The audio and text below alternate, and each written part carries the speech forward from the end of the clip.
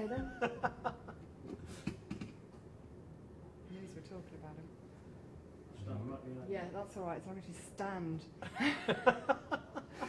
Okay then, Ian, we're in the leisure centre, which obviously is an important aspect of it from your point of view. So just give us a bit of an idea of what we've got here and how important it is to this development. Well, it's Camden's major leisure facility, and we had a major problem with it in the 90s in that we knew we had to replace it. It had aged very quickly, and what was high-tech in 1965 was in fact very low-tech, and the building was not only not fit for purpose, it had 33 1/3 metre swimming pools with 1,000 seats, and you can only swim in 25 and 50 metre pools for major meets, but it was also packed with asbestos as well, and was going to be very expensive. And as Camden's major leisure facility, we had to look at something brand new and very modern, and that's what we've provided. We've got an 8-lane competition pool outside, which will hold local galas rather than big regional events. We've got a learning pool which has got huge flexibility in it, in that it's got a movable floor, so we can go down from a few centimetres to 2 metres in depth. So very small babies can actually go in there, as well as adults. And it gives you huge flexibility in how you can program overall. There's a massive fitness suite, as you can see here.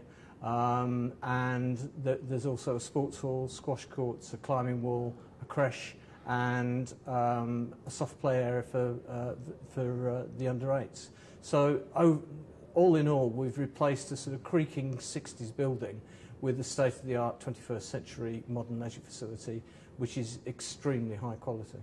So how has this come about, this leisure centre come about as part of the partnership with Barratt's? It was the principal driver for us wanting to do something with the site, and we realised that we couldn't build a new leisure centre costing anywhere between 12 and 20 million without entering into a partnership with the developer.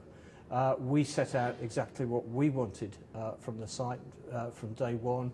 We developed a very high quality spec, and we told Barratt's that this is what we want built, and they had to get planning permission for the flats that were needed to finance the development. But we've worked very closely in partnership to actually move the thing from vision to reality, because the original high quality vision had to be built out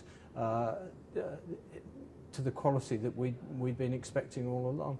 And Barratt's have turned their mind to it. It's the first leisure centre they've built, as far as I'm aware, as part of a mixed-use development, and it's been a learning curve for them, but I think they're very pleasantly surprised with what they've produced. What about the other features on this site, the environmental elements that you've taken into account? Well, we have to build in sustainability. I think you can't be profligate at the beginning of the 21st century and just waste resources. So there's a lot of sustainability. We retained the Portland stone that the original leisure building was built from, and part of it is around the site, around parts of the site. It costs us more money. We could have actually done it cheaper by digging more stone out, but that's not what sustainability is about, or environmental sustainability. We've sunk a borehole in the open space, so the irrigation will be natural, and we'll be recycling the water from the fountain and reusing it. So again, we've built that in. We've built small things which Barratt's have worked with us on. We've built some swift boxes in the side of the leisure building, so swifts will nest here and will be part of the biodiversity of the whole site. Was that something that got lots of local approval as well, or is that something you've just put in? No, it's something we've put in. It's the attention to detail that we've worked on, and Barratt's have worked with us on it, on delivering it overall. But we felt it important that if you're building something that's going to last for 50 or 100 years, you need to think about it, and you need to think about the long-term sustainability. Of course, with the leisure building, there's all the latest technology, so you've got heat pumps, and you've got energy renewal. I mean, that was the problem with the old building. There was a huge amount of air that was being heated, and a lot of glass where the heat was going straight out, and they were not very sustainable. Whereas new buildings, the technology is now a lot better, down to the level that instead of using piles of chlorine, which we're probably all familiar with in the days of our youth for swimming, you're now using ultraviolet light, and there's a minimal amount of chlorine goes in, and therefore the familiar stinging that you get in the eyes, that disappears as well. But again, it's far more sustainable. I know we've done this question upstairs, but I'm just going to do it again, just down for recording purposes down here. Just give us a sum up then of the whole experience of working with a private developer like Barratt's on a project like this.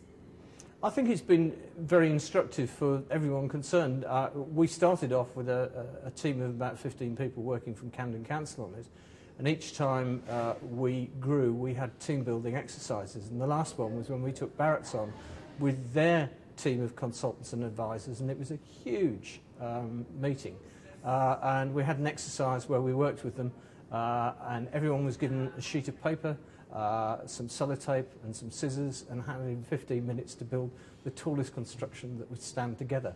That actually got people working together quite quickly, but it also enabled us to make sure that the Barratt team and all the consultants and the different teams they had working with them actually understood the wider context of the vision of what we were looking for and the high quality of what we were looking for. And that really started to work very well for us as they came on board and started to work and build out what we'd planned for a long time. So the public-private partnership can work very well here? Well, it's worked exceptionally well here. The risk's been borne by Barratt's for the cost on this building. We've got what we wanted. It's probably better than we'd planned for. It's extremely high quality, and I think the people of Camden and North London are going to be the judge of whether we've actually achieved it. What I set out to do with this building was to blur the distinction between the public and the private sector. I wanted a private sector quality facility to be run by the public sector at public sector prices for ordinary people, and I think that's what we've achieved. Could this be rolled out to other boroughs?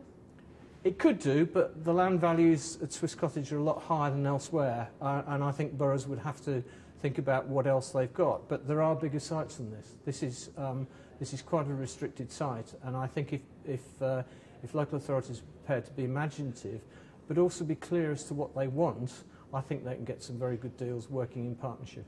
And would that be your message if somebody came to you and said, should we go ahead and do this? What would you say to them about the pros and cons of it? I'd say do your homework first and make sure you know exactly what you want and you're clear before you start engaging with private sector partners. Because certainly talking to Barratt's and others on this, what they liked about Camden was the fact that we'd done our homework and we knew what we wanted. And on too many occasions people say to developers, oh, tell us what you can do with this piece of land. I think developers want to know what local authorities want out of it before they actually get involved, because otherwise you're just going to get different schemes coming in. What did you like about Barratt's then? Why did you choose them? The high quality design that Terry Farrell brought to the scheme, and he's designed this leisure centre.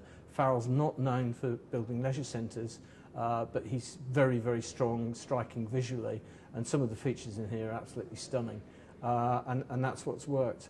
But it was a combination of very high quality design, response to what we put out as a very clear brief, and also the cost worked as well. So it was a combination of the two.